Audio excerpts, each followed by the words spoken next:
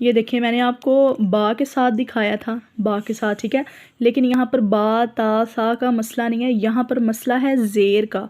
अगर या साकिन हो, ठीक है, या साकिन हो, या साकिन से पहले कोई भी हर्फ हो, या साकिन से पहले कोई भी हर्फ हो और उसके नीचे ज़ेर आ जाए, या साकिन हो उससे पहले कोई भी हर्फ हो और उसके नीचे ज़ेर आ जाए, तो वो बमुकाम खड़ी ज़ेर के होगा। जैसे फ़ी, फ़ी, ठीक है। ज़ेर इस सूरत में लंबी होगी जब या साकिन हो और उससे पीछे ज़ेर हो, तो ज़ेर को भी लंबा किया जाएगा। मैंने आपको बताया था हरकत को लंबा नहीं करते, ज़ेर ज़बर पेश को लंबा नहीं करते। कल मैंने बताया कि ज़बर किस सूरत में लंबी होगी, आज मैंने आपको बताया कि ज़ेर किस सूरत में लंबी होगी, ठीक है।